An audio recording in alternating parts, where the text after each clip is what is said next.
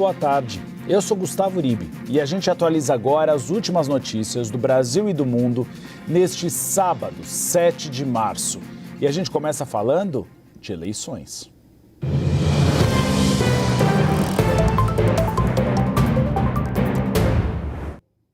É pesquisa fresquinha, chega a manteiga derrete. Pesquisa Datafolha, divulgada no sabadão, mostra que Flávio Bolsonaro, do PL, se consolidou na disputa presidencial. A transferência de voto do pai para ele foi mais rápida do que o Palácio do Planalto esperava.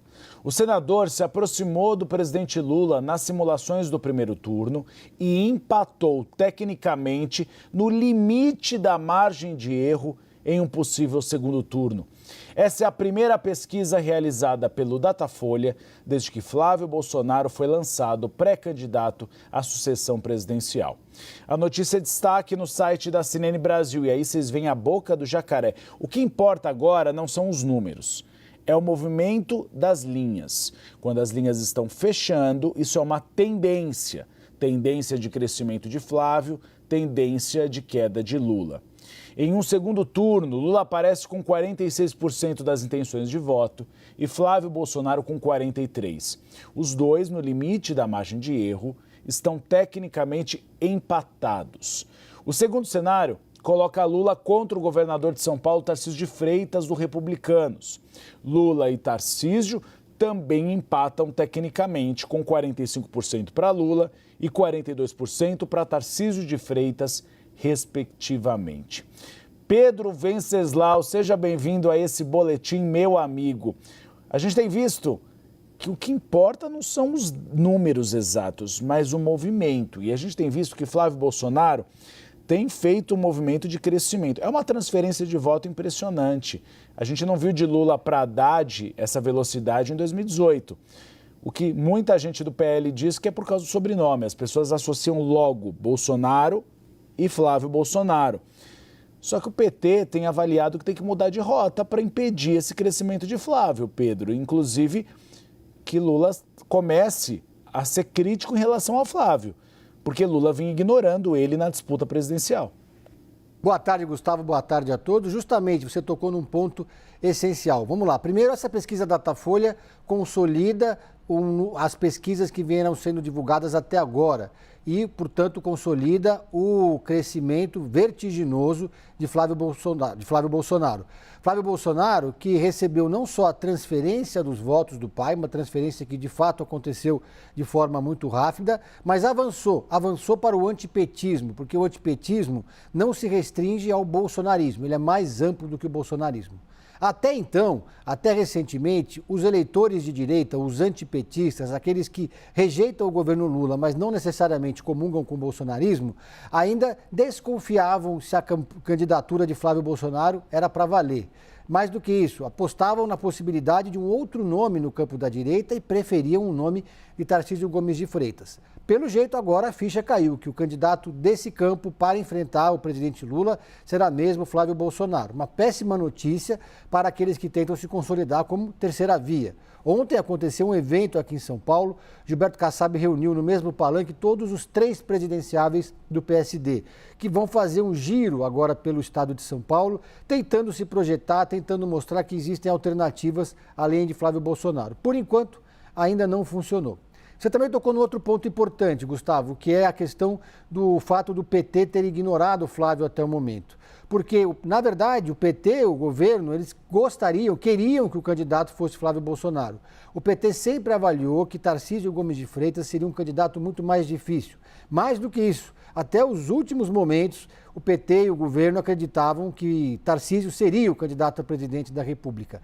Não se fazia uma aposta de que a candidatura de Flávio era para valer e ela acabou, então, se consolidando. Portanto, Flávio foi preservado pelo governo e pelos petistas que centraram sua artilharia em Tarcísio Gomes de Freitas. Agora, o PT começa a remanejar sua estratégia e a mirar sua artilharia contra Flávio numa tentativa de desgastá-lo. Para concluir, também tem o fato de que o presidente Lula acaba recebendo o mau humor do eleitorado no momento de agendas negativas, agendas que o governo não gostaria que estivessem no centro do debate, mas estão, com a questão de Daniel Vorcaro, com a questão da CPMI e do INSS e agora, mais recentemente, o nome do filho do Lula, Fábio Luiz Lula da Silva, que anda frequentando as páginas dos jornais relativos à questão do INSS. Ainda é cedo, né? A gente viu que a eleição de 2022 foi muito próximo o percentual dos dois candidatos, de Lula e Bolsonaro. E a tendência é que seja assim, que seja uma eleição difícil.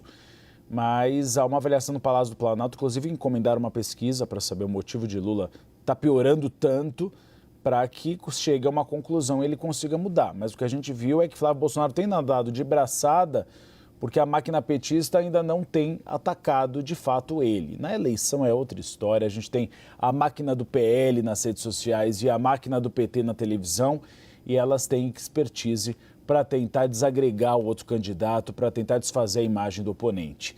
Obrigado, Pedro. Você volta daqui a pouquinho. Vamos falar de Daniel Vorcaro. A quebra de sigilo do dono do Banco Master revelou a organização de uma viagem luxuosa do empresário que ele fez para Taormina. É um destino paradisíaco na Sicília, na Itália. Os números são absurdos. Esse local foi escolhido para receber eventos com shows bobos. É só Coldplay, David Guetta e até o tenor Andrea Bocelli. Tudo isso bancado por quem? Pelo dono do Banco Master, não só por ele, pelo Fundo Garantidor de Crédito, que é pago pelas instituições financeiras para ter estabilidade na economia nacional. Mas para ele, para Daniel Vorcaro, isso não era problema. Ele até reconheceu no depoimento da Polícia Federal. Não é ilegal, mas é imoral. Esse evento custou ao menos 38 milhões de dólares, que corresponde a cerca hoje de 198 milhões de reais. As trocas de e-mails entre Vorcaro e a agência responsável pela organização desse evento mostram uma relação de gastos marcado para setembro de 2023. Entre as despesas estão aluguel completo de hotéis, contratação de artistas e reservas de locais históricos para a visita dos convidados. Um documento anexado em um dos e-mails que foram enviados ao dono do Banco Master fala da contratação da banda Coldplay por quase 11 milhões e meio de dólares. Desse valor todo, 6 milhões e 900 mil foram pagos. Além dos artistas, ao menos 3 hotéis foram completamente reservados por Daniel Vorcaro. Uma das hospedagens custou 1 milhão e 800 mil dólares. Nas despesas constam ainda a reserva de um teatro e de um castelo. E a defesa de Daniel Vorcaro pediu ao Supremo Tribunal Federal acesso às perícias dos celulares apreendidos e um laudo independente. A apuração é do nosso Pedro Venceslau. Conta pra gente, Pedro. Exatamente. A defesa de Daniel Vorcaro hoje enviou uma nota para alguns jornalistas dizendo que eles estão reiterando um pedido que já havia sido feito no dia 16 de fevereiro. Ou seja, um pedido para acesso integral aos elementos técnicos na perícia do celular de Daniel Vorcaro. Isso porque, alega a defesa, houve um vazamento e a defesa, então, considera que é mais importante do que nunca, nesse momento, ter acesso a essas informações que eles estão pedindo desde o dia 16 de fevereiro. E, segundo a nota da defesa, esse requerimento ganha agora nova relevância, porque diante da preocupação sobre a preservação da integridade do material e o manuseio precipitado ou tecnicamente inadequado. Ainda segundo a defesa, eles estão pedindo para o STF acesso aos dados brutos extraídos dos dispositivos. Isso porque eles querem fazer uma análise independente por um assistente técnico da defesa, conforme previsto na legislação processual, segundo a nota da defesa. Dizem ainda que estão defendendo, a defesa reiterou mais uma vez a preocupação com os vazamentos seletivos de conteúdos que estariam sob sigilo judicial e reafirmou o compromisso de utilizar qualquer material obtido exclusivamente para fins processuais, preservando o sigilo da informação. Lembrando que a defesa de Daniel Worcaro acionou o Supremo Tribunal Federal pedindo uma investigação sobre os vazamentos de conversas, inclusive pessoais e íntimas do ex-banqueiro dono do Master. Conversas que foram parar na mão dos deputados e senadores da CPMI do INSS, depois de enviadas pela Polícia Federal. Querem que haja um procedimento interno para saber como e por que informações que não têm absolutamente nada a ver com o processo e que expõem terceiros, inclusive uma namorada de Daniel Worcaro, foram parar na mão dos deputados que repassaram para a imprensa. A assessoria de Daniel Worcaro reitera, assim como a defesa dele reitera, que não é uma ação contra os jornalistas nem crítica ao trabalho da imprensa. A imprensa está cumprindo o seu papel, mas deveria haver um cuidado maior com a manutenção desses documentos, dessas informações e dessas conversas que estão com a CPMI. Obrigado, Pedro, pelas informações. Vamos olhar para a situação no Oriente Médio rapidamente, porque um novo ataque foi registrado na manhã desse sábado em Dubai, nos Emirados Árabes. As imagens divulgadas nas redes sociais, vocês vão ver a explosão daqui a pouco, mostram quando um drone atinge essa área próximo ao maior aeroporto de Dubai. Nesse momento, a explosão e uma coluna de fumaça. Nós ainda não temos a informação se essa explosão foi causada pelo próprio drone ou por uma bateria antimíssil que conseguiu interceptá-lo no ar. Só que esse episódio eleva a tensão no Golfo Pérsico em meio à série de ataques que marcam essa segunda semana de conflitos. Horas antes desse drone atingir o aeroporto de Dubai, o presidente do Irã pediu desculpas aos países vizinhos pelos ataques nos últimos dias.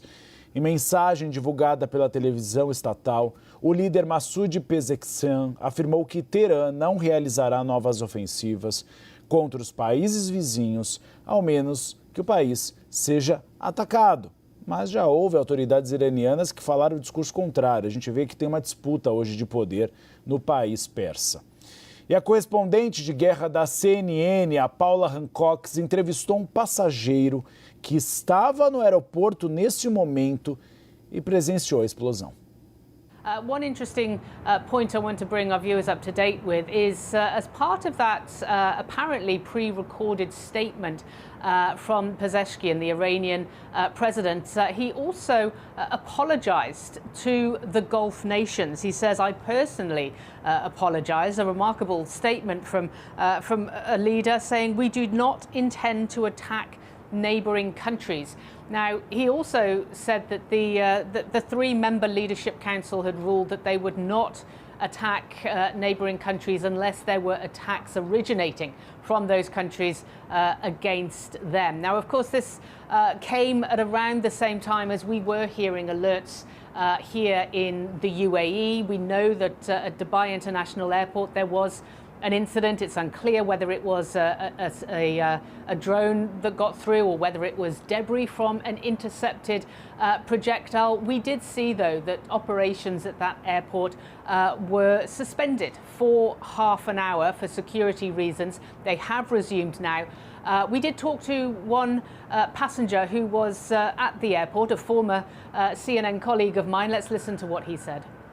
Well, shortly after 9 o'clock, we were at the Terminal 3 at Dubai International Airport, and there was a large impact. A lot of smoke could be seen from the glass.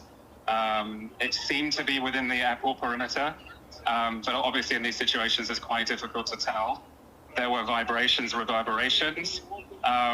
What was extraordinary is that the way the Dubai authorities within the airport reacted. There was professionalism, there was calm, there was no panic.